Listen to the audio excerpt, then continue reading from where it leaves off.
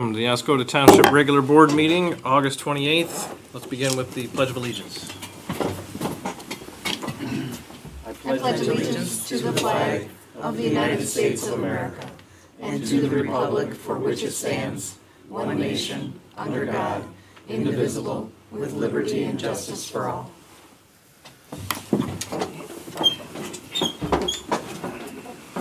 Roll call, please. Mr. Cummings, absent. Ms. McGuire. Here. Mr. Gasky. Here.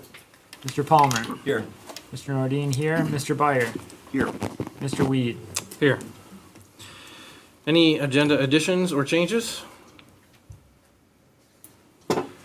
I will just make a note, not for an agenda change or addition, but a letter was provided to us at the beginning of this meeting from Richard Miller regarding survey work done on the section line road that connects to Loud Drive.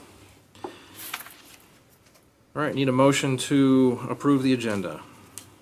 So moved. Support. Motion by Ms. McGuire, support by Mr. Gajewski. All in favor say aye. Aye. All opposed? Motion's passed. Next is public comments. For the first public comment period, if you could fill out a card and provide that to the superintendent, and there will be a 4-minute time limit. Do you have any cards? We have one card this evening. Joe Hawk would like a talk about veterans with 100% disability having launch fees waived. Please introduce yourself at the podium. I'm Joseph Hawk, retired Air Force, disabled. I find out if any way get a free launch pass for the both Oscoda boat ramps on your agenda next month and vote on them. All right, That's about it. Yep, we can do that. thank you.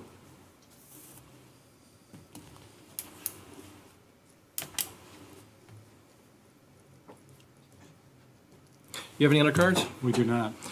All right, next, the consent agenda. Any questions or comments regarding the minutes from work session of August 11th, the regular meeting of August 14th, closed session of August 14th, the finance payment of bills, $96,639.55, and on the superintendent's report for the Awney Medical Center, air conditioning recharge supplies, and the F41 streetlight fixtures.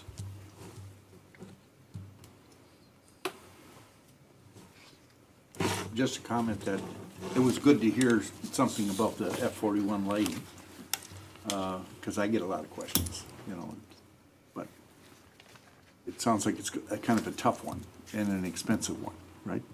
Yet to be determined, but it sounds like it's heading that way, yes. Because those lights are attractive there. I think we should look, seriously at whatever we can do, so. Anything else? Have a motion to approve the consent agenda? So moved. Support. Motion by Mr. Byer, support by Mr. Palmer. Roll call? Mr. Byer. Yes. Mr. Nordine, yes. Mr. Palmer. Yes. Mr. Gasky. Yes. Ms. McGuire. Yes. Mr. Weed. Yes, motion's passed. Next, subcommittee reports and project updates. Bike path from Mr. Palmer. Yeah, at our last meeting, a couple of things. They proposed a change in the name from the Iosco Exploration Trail to the Iosco Trails Council.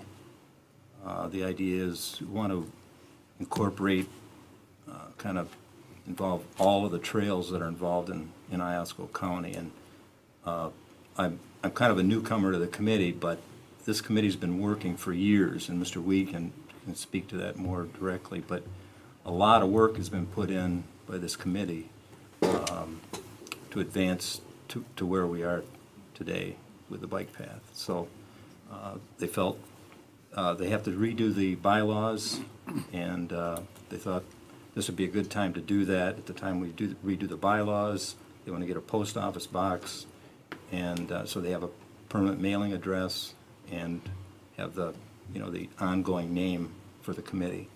The other item that I wanted to talk about, they're proposing a fundraising dinner for the administrative costs of the committee. And Mr.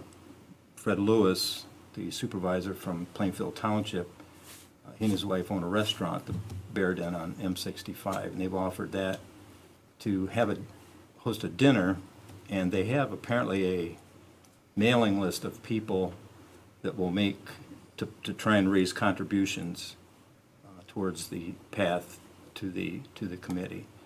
And what we were hoping to do is have members of both the Oscoda Township Board and the Oscoda Township Board volunteer at the dinners. There's going to be 2 dinners, one on Wednesday, one on Thursday, September 27th and 28th. They have board members serve meals and clear tables. They also need a bartender.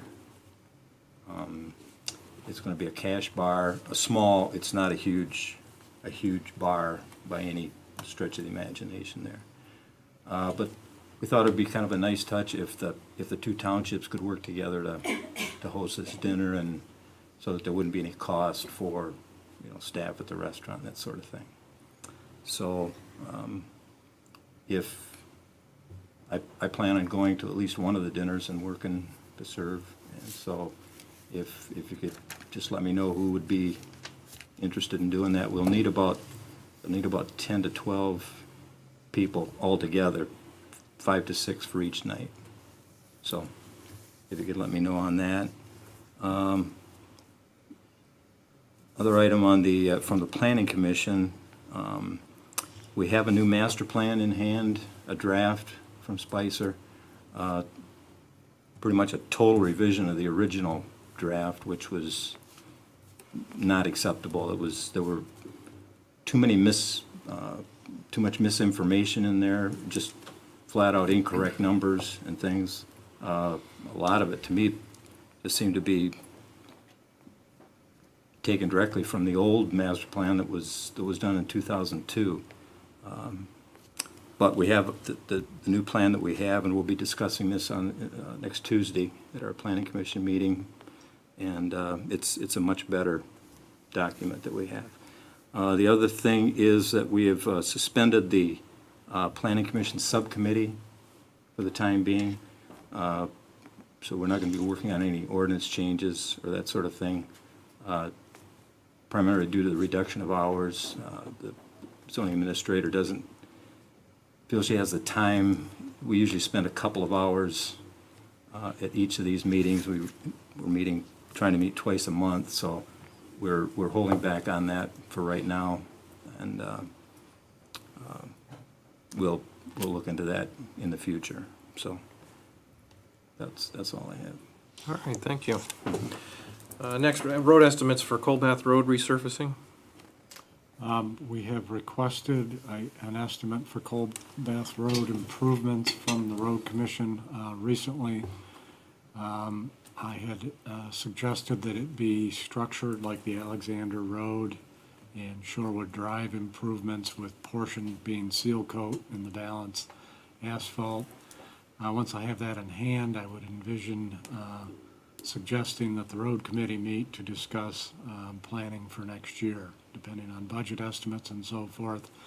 Given discussion to date, it's my thought that that's probably our preliminary project for next year, but obviously that needs to be firmed up with numbers, et cetera. But that is the status of that particular matter. When we get into the budget process, I've put an appropriation in, which should be in the ballpark, which will need to be refined once we get the numbers in a final direction. Water main extension. Okay, we are still in the easement process, I guess you would say. We've been given the easements for Forest Drive and Rose Lane from the attorney.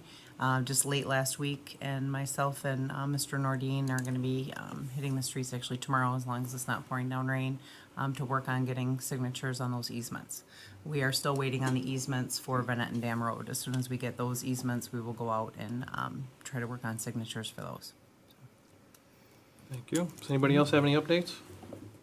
On behalf of the Road and Sidewalk Paving Committee, just like to let the board know and the audience that Alexander Road is underway.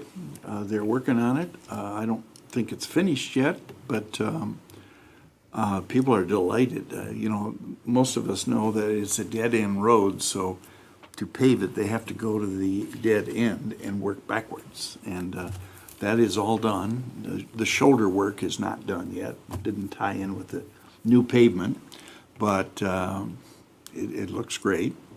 And as many of you remember, that in the, I believe, State Forest area, it's going to be chip and seal, seal coat, and that's partially done. So anyway, they're working on it.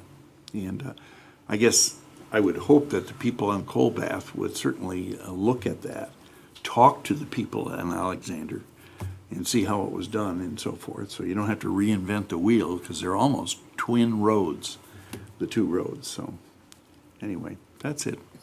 Thank you. Any other updates? All right, next reports. Natural gas purchase recommendation. Yes, thank you. In previous communications to the board, I've indicated that the township has purchased natural gas through a third-party supplier for many years. Our most recent contract dates back to July of 2015. That was with a company called Continuum Energy. Continuum was the successor to Lakeshore Energy, which had been the outfit that we had done business with for many, many years previously. Continuum has apparently now been acquired by a larger company, and the initial fixed price term of the contract expired last July. We've been purchasing thereafter on a variable market price, which I'm advised by our consultant from CBI Telecommunications, which is now not competitive with the rates provided by our utility, DTE Energy. In speaking with CBI Telecommunications, I had requested that they do an evaluation of what our purchase options are currently for cost effectiveness and prepare a recommendation. And I've attached documentation to my report which outlines their analysis. In short, they are suggesting that we procure gas directly from DTE, as that is the most cost-effective rate currently. They provided documentation indicating that the market price, based on the NYMEX, for natural gas has been trending down for some time, and they believe that it will stay down for some time, although there's no guarantee in that regard. He did make it clear if we were to purchase gas from DTE, we would need to be willing to commit at least for a year based on the applicable regulations. The other alternative that he mentioned as potentially being attractive, depending on the board's perspective, would be to lock in a rate with CenterPoint Energy for a 3-year period, suggesting that a 1-year term probably is not advisable because DTE is going to be more competitive in that duration.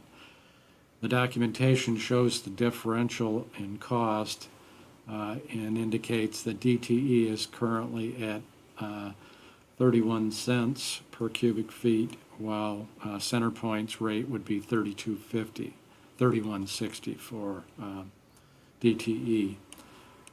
So at this point, and either alternative is beneficial from purposes of comparing the contract that we're now procuring gas through.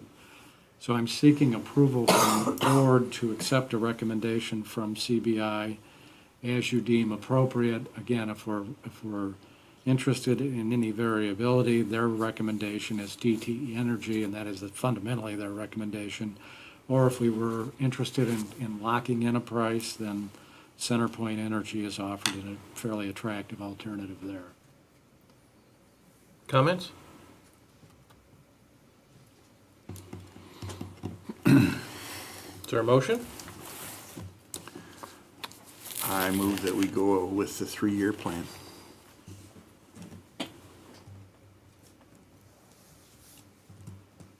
You're talking about the higher rate? Slightly higher rate, yep, but 3 years locked in, yep. Well, let me ask this. DTE Energy, can you go with them for more than 1 year, or is that their limit? You can go with them indefinitely, but they adjust each year, is my understanding. They look at what they've been selling gas for, their cost recovery, and then they adjust subject to the Public Service Commission's approval of their rate. I don't quite know why we'd want to lock ourselves into a higher rate when gas rates have been actually falling in previous years. Okay. I mean, there's a I see what you're saying. certain amount of risk there, but it's kind of like trying to time the stock market. It's, Right. But you look at the graph that they provided, it is up and down, it is up and down. you know. So, Any other comments? Is there support? I'd support that. Motion by Mr. Byer, support by Mr. Nordine. Roll call? Mr. Gasky, Yes. Ms. McGuire, Yes. Mr. Byer, yes. Mr. Nordine, yes. Mr. Palmer, No, Mr. Weed. No. Motion's passed. Next, the Oscoda Area First Responders Audit Requirement. This is a follow-up on discussion from, I believe, a few board meetings ago.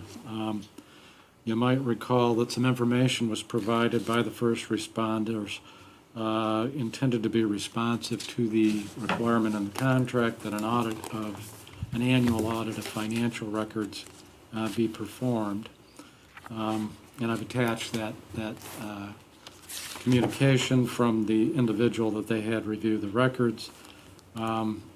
As a result of discussion at that meeting, the board had asked that additional information regarding the background and qualifications of the individual be provided, and the first responders have in fact provided that documentation, and I've attached it for your review, and hopefully it will be helpful in establishing a direction here. Essentially, the gentleman is a certified internal auditor. I've provided documentation relative to that. My understanding, as you might recall, is that differs from a certified public accountant. So the question basically is, do the qualifications suffice from the board's perspective in terms of satisfying the audit requirement? I note in my report here that I think the concern from the first responders standpoint is that a formal audit would be fairly expensive and put a dent on the resources they have to provide emergency services. On the other hand, the requirement was maintained in the contract and essentially is, I think, intended to ensure accountability. So if the information we've been provided gets us over the accountability bar, if you will, then it would be considered acceptable. If not, then we would need to request a bona fide audit. Any comments? I have some questions. I'm puzzled or bothered by the fact that when this agreement was made, the leaders of the organization knew that we were asking for an audit and agreed to it, and now they're kind of backing away, not backing away, but they're complaining about the cost of it. Did they not know that how costly this was at the beginning? My recollection is they actually did raise the question when we developed the contract. They raised the concern, but the consensus on our end at the time was it was important to have the requirement. So I think they're looking for an in-between alternative that would be satisfactory to the board without spending a ton of money. Okay.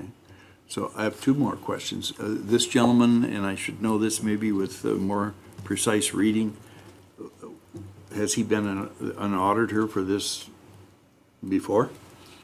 Is this the second time? Not that I'm aware of. I don't believe so. Okay, so he's a new entity here. Okay, and the third and last question is, this is an agreement with both townships. What if one township goes one way and the other says, no, we want a full audit by a certified public accountant? Well, my speculation in that regard is that it is a binding contractual requirement with both townships, so the first responders would be bound to comply. But I'm saying, what if Osable thinks a full certified public accountant is necessary, and we go for the guy they're recommending? My reaction, again, is that both townships would have to concur that the certified internal audit process is acceptable. So it's a 50-50 deal. We're not in the driver's seat because we're the bigger township. We are not, I don't believe, because Well, is this a joint contract, or is this a contract with Oscoda Township, and then Oscoda Township has a contract with Osable? no, Osable's a party to this contract. It's a Okay. three-part agreement. The actual language, item 3, on the first page of the agreement. Additionally, an annual audit by an independent auditor at the expense of the responders shall be provided to both townships to ensure accountability of the responders. My comment to that is that we did not specify that it had to be a certified auditor or any special requirements on top of that. Right. So I think they fulfilled their obligation based on the wording of the contract. And my take was, based on the resume that they had for the fellow that did it, he seems to be qualified to do it. He's retired, has been in business for a number of years, so he kind of knows what he's doing. I felt like, given the amount of money that is involved here, that auditing, a $13,000 budget, you Yep. really don't need rocket science to figure that out. So if the guy is, in my interpretation of his resume, seemed to be reasonably qualified, I would think they've met the requirements, would be my feeling. I don't have a problem with them doing the audit either for the amount of the budget, but I would like to see, I didn't see any type of a balance sheet, basically outlining the expenses and the assets and expenditures and everything. Just kind of laying it all out there to say that it balanced or they didn't have any problem with it. It's nice that he's got no discrepancies things, but there's nothing for us to really look at. Other than that, I don't have a problem with it. Shouldn't be too hard to do a spreadsheet for that. Is this the first time that the annual audit is being talked about, or the second? I believe it's the first. I mean, frankly, I'm the one who asked the question initially. So Osable Township is aware of the dialogue and probably will need to take a position on it, but I'm not sure the issue has been raised there, to go back to the starting question here. Who came up with the gentleman that they're recommending? The first responders or Osable? First responders did. I believe they were, I think somebody made a recommendation to them that he would be a good candidate to do this.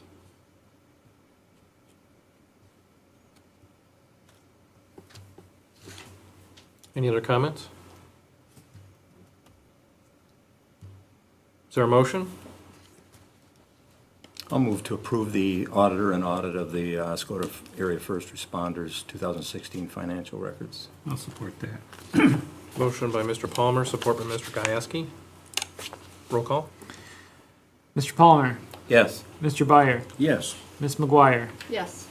Mr. Gasky, Yes. Mr. Nordine, yes, Mr. Weed. Yes, motion's passed. Next, budget work session schedule. Yes, we're zeroing in on having the draft budget document for fiscal year 2018 compiled. And I assume, given our process of budget review and adoption in the past, that we would then be considering the need to schedule a budget work session next month. And in fact, based on where we are with the budget, I'm quite confident that it'll be available before September 11th. Typically, we have at least one budget work session, and the process would involve an overview of our finances in general, updating the various charts and so forth that we look at year to year, then a review of the specific draft budget, development of consensus on what changes, if any, are appropriate, and then the document is converted to a proposed budget for purposes of adoption. So I had suggested the dates potentially of September 13, 14, 19, and 20, based on discussion at the pre-board work session Friday. I think at least one or two of those dates are not acceptable to some of our members. But in any event, I am looking for the board's consideration in establishing a time and date that will work for everybody. I am not available the 19th. How's everybody else look? I'm good for any of the days. Anything but the 19th works for me.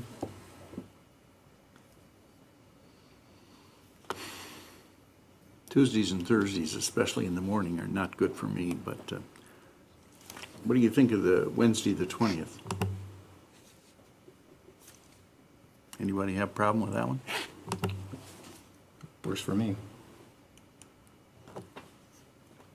Okay, I make a motion that are we talking about morning, afternoon, evening?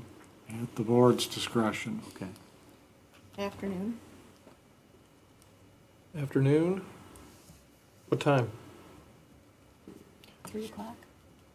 3? Okay. That way we'll be out by 9 p.m. Yeah, that'd be great.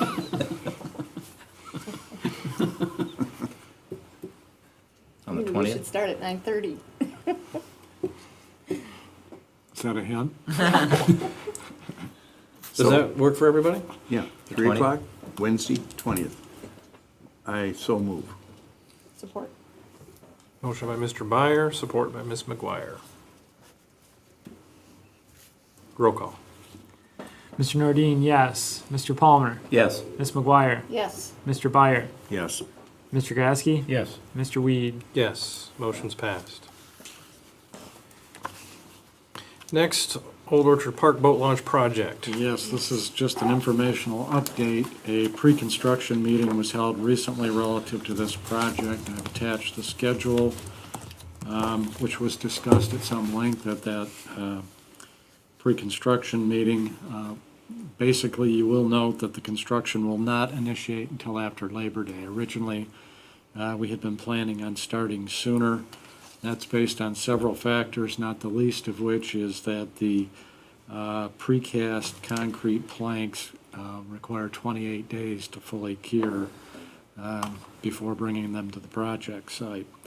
The approach also would have the benefit of allowing the launch site to be available to our park patrons over the holiday weekend and avoid potential complications with equipment and partial soil removal and all the things that you might have on site if the project were to start. The Old Orchard Park staff have begun advising campers of the schedule, and I believe the contractor is anticipating being done by May. Comments? All right, next, Township Hall hip roof replacement. Okay, on Friday, August 4th, I issued an RFP to solicit bids to replace the roof system that's located over the section of the Oscoda Township Hall that's currently occupied by the assessor and treasurer and basically serves as the main entrance to the building. The exact age of the existing roof is unknown, but we think it's either the late 80s or early 90s. The roof did experience some leaks in the winter of 2016-17. The specifications for the roof replacement were developed by myself, along with consultation with DPW representatives and a building material supply company. We did distribute the RFP to 14 contractors in and around the area, and there was a submission deadline of Friday, August 25th, but unfortunately, we did receive no bids on that. I'm thinking that, based on a conversation with a couple people, everybody's pretty booked up for the fall. We did get one question from Hartman Roofing that indicated if we were, willing to consider a spring installation, they would submit a bid for this, for this round, but I said at this time we were looking for a fall installation, so they did not submit a proposal, so. My recommendation would be to reissue the RFP in very early or either late winter or early spring, and get something booked up for right away in the beginning of the season next year. How far out did these bids, geographically, how far out did this go? It went to the West Branch area and Tawas and up to Alpena. Any other comments? If you experienced some leaks last winter, what was the fix? How was it handled? Well, it was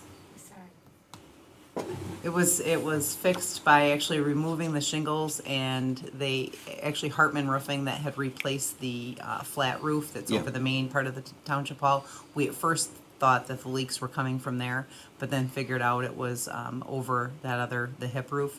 So they removed the asphalt shingles and put sheet metal down as a temporary fix, but it should get us through to next year.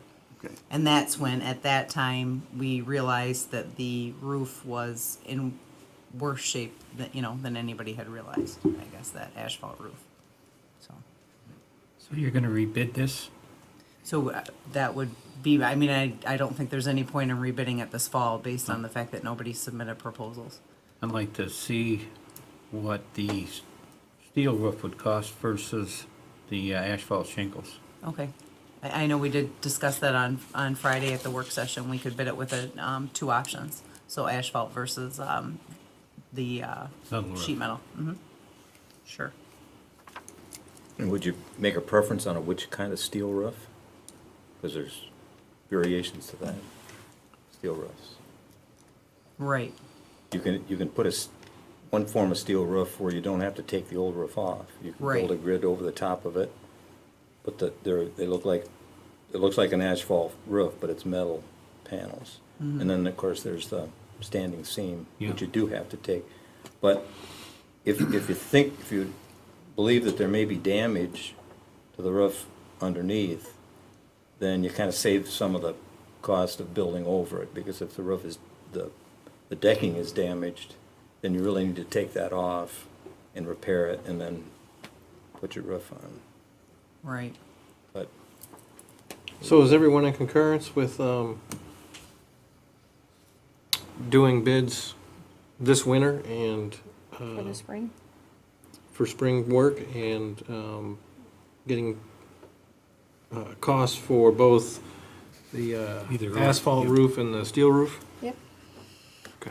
The sooner you get them out, or later in the winter you get them out, and you're gonna get them right back in February, March, and you're gonna be first on the list, Right. more than likely. Any other comments? All right, then Van Etten Lake herbicide application. Wanted to bring the board up to date on what's occurred so far this summer on Van Etten Lake. The lake manager, again, this year is Lake Pro, and they've conducted several surveys of the lake, beginning with the spring, summer. Excuse me, I'm sorry. The first recommendation was actually based on experience from the last few years, and they made a recommendation to treat areas of the lake where native nuisance plants have been identified as coming in early, and they wanted to basically hit those before they actually started to grow. So that first application was made or recommended and approved by the weed committee, and the cost of that herbicide application was $2,800 and $2,870. The second vegetation survey of the lake was conducted on June 27th, at which time a small area of Eurasian milfoil was detected, along with native nuisance weeds. That recommendation to treat those areas was also approved by the weed committee, and the cost of that herbicide application was $8,034. The contractor to apply the cold. The contractor to apply the herbicide application is PLM Lake Management, and they have a not to exceed amount of 62,000 that could totally be used for herbicide application for the entire summer. To date, they have spent $10,904, or we have spent with them, I should say, $10,904 for herbicide application. A third vegetation survey was conducted on the lake on August 8th and was included in my report. No treatments are being recommended on that, from that survey. So, overall, milfoil, which is the main target of the herbicide, or to combat, has been pretty much controlled, they feel. Very good results from the last couple of years. So only, like I said, only one small area. There's a couple areas that they detected some things, but based on the location, either by a swimming area or the dam, they're not able to apply herbicides in that area because of DEQ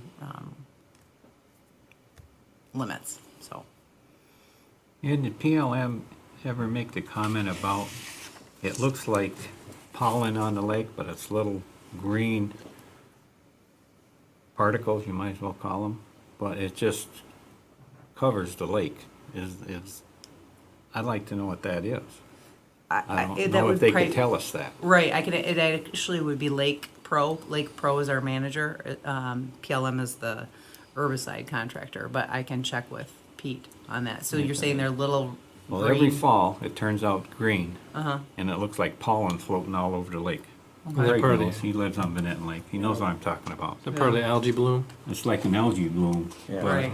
Oh, so do you, Yeah, Bill. But Yeah, there's some out, I was out saw there some out Sunday, today. and Some my of it. boat, I have a white and gray boat. It was green when I got out of the lake.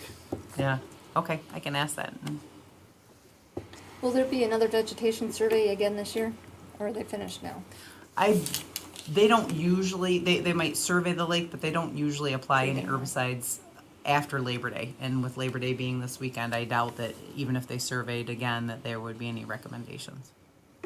So you think the 10,904 is gonna be our assessment amount for the year? Well, that's just for the herbicide applications, that's not for, the lake manager, which is $8,000. So, and then there's also the, the permit, and I think that was 1,500, but we haven't been invoiced for that yet, so. But it looks like we're gonna be under budget.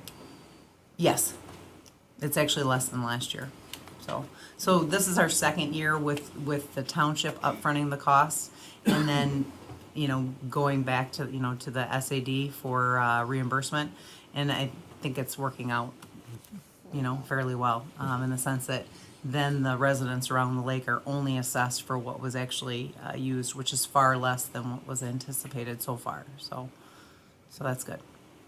Well, and I would just say that in the 13 years that I've been on the lake, it would appear to me, in my just general opinion, that the weed situation has improved every year since then. And I think that's reflected in the amount of money that we're spending. And I think if this plan is kept up, we can probably expect the same results, given, some act of God that happens. But the weed situation has improved every year over the last 13 years that I've been on the lake, so. Dramatically. Somebody's It doing has been something right. dramatically, because I used to work in the lake, and Yeah, it's you nothing would- like it used to be. Yeah, yeah. Any other comments? All right, resolutions. Our first one, or our only one now, is 2017-19, adopting electronic data transmission and social media policy. Yes, and I note that both the resolution and the policy have a date of June, which is going to be need to be changed to August if the board opts to adopt the policy.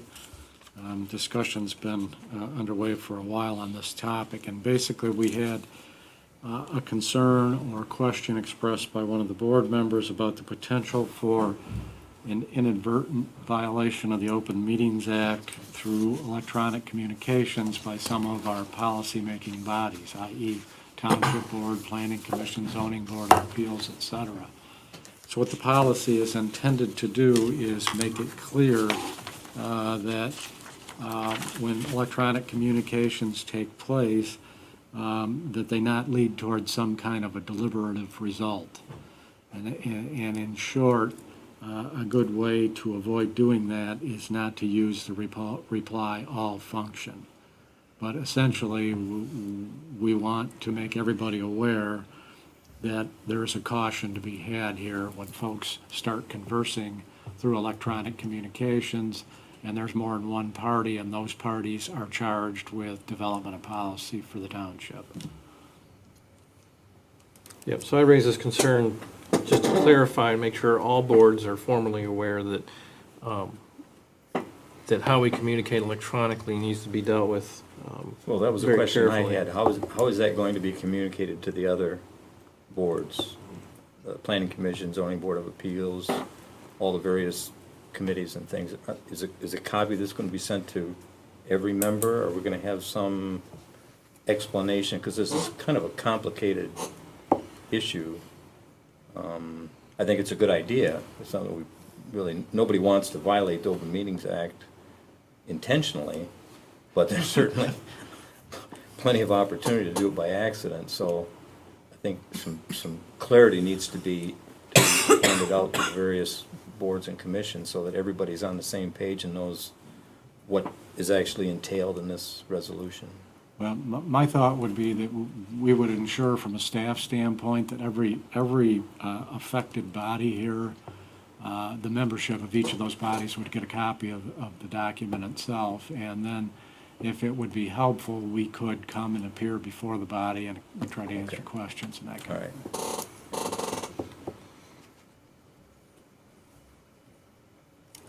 Any questions about this?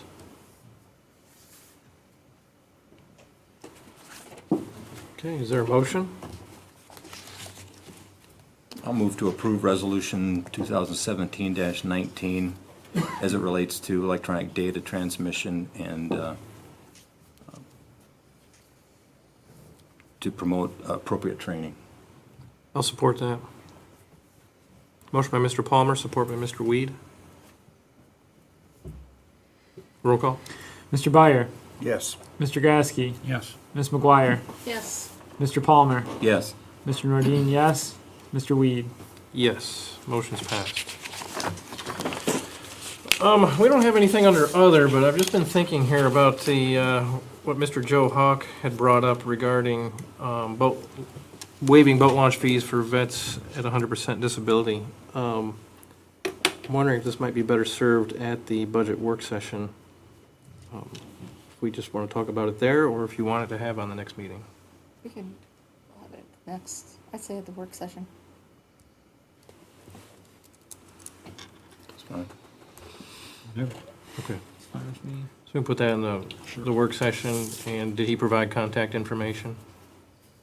Yes. Okay, then if you can provide that to me, I'll contact him and let him know. All right, next public comment, second public comment period. It's a 4-minute time limit. There's no need to fill out a card, and when you come to the podium, please introduce yourself. Does anybody have any comments? All right, then next to board comments. Does anybody have anything?